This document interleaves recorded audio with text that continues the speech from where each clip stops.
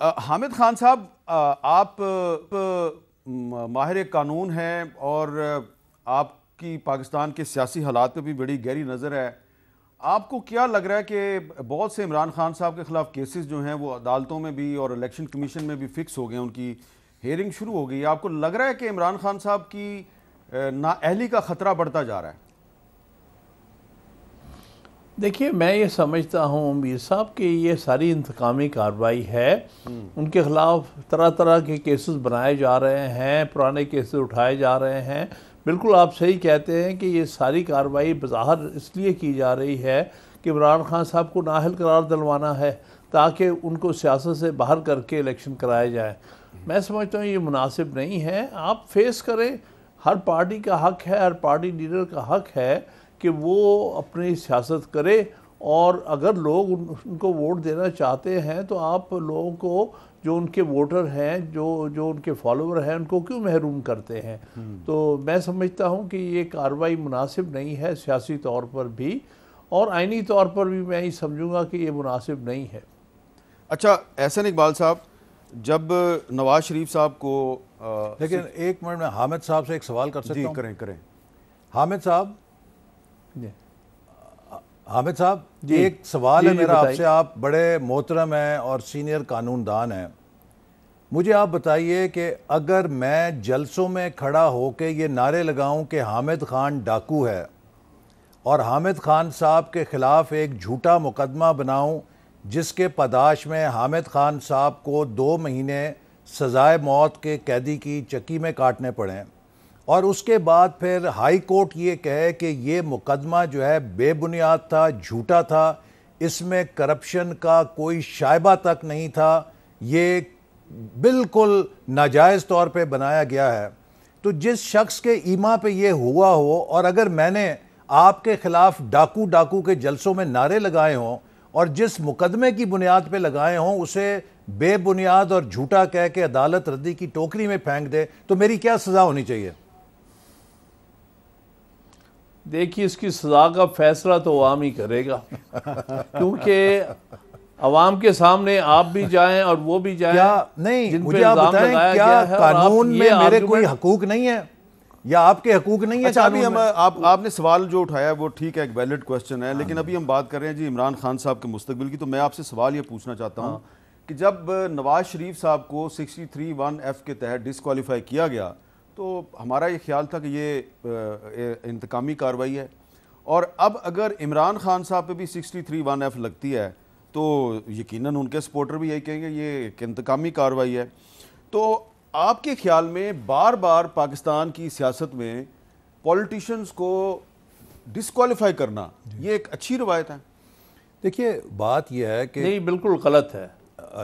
ایک اصولی بحث اپنی جگہ، لیکن جو اس وقت قانون ہے، اگر نواز شریف صاحب کو ڈسکوالیفائی کیا گیا، کس بنیاد پہ کیا گیا؟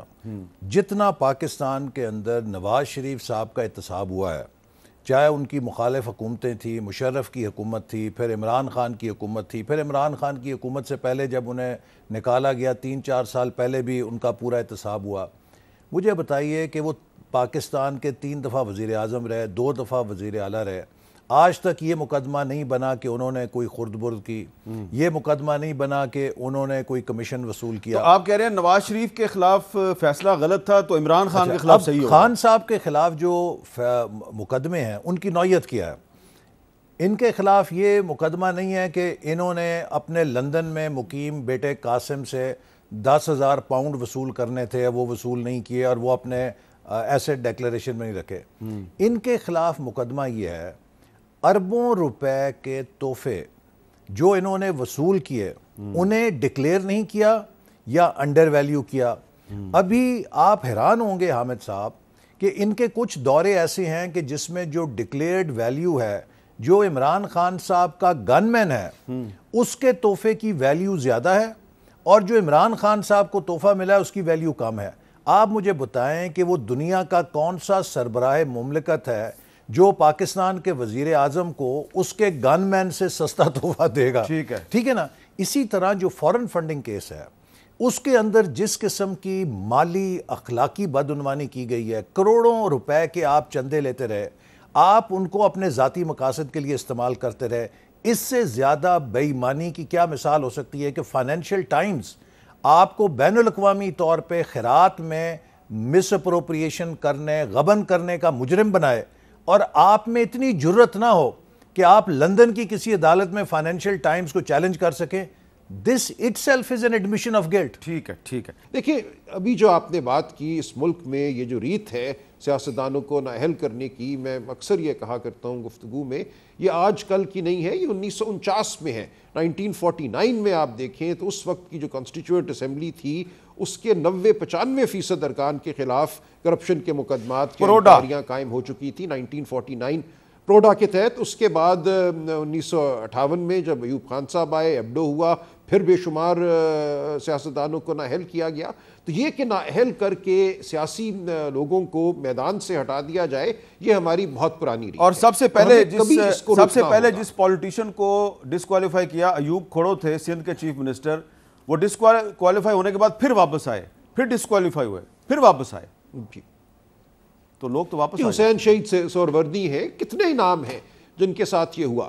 لہٰذا اب ہمیں یہ کسی دن فیصلہ کرنا ہوگا بحیثیت قوم اور بحیثیت سیاسی جماعتیں کہ ہم نے اس روش کو آگے قائم رکھنا ہے. ہوتا یہ ہے کہ کچھ ہمارے صحافی دوست بھی اور کچھ ہمارے سیاستدان دوست بھی وہ اس روش کے ایک طرح سے بن جاتے ہیں نکارہ بجانے والے کہ اب ہو گیا، فیصلہ ہو گیا، عمران خان نااہل ہوں گے، عدالتوں کو ہدایت کر دی گئی. اور مجھے حیرت ہوتی ہے کہ کس طرح اس طرح کے ویلاگ چلتے ہیں اور تھم نیل بنائے جاتے ہیں کہ جو 2017 میں جس نوعیت کی ہدایات کی گئی تھیں وہ اب بھی کر دی گئی ہیں.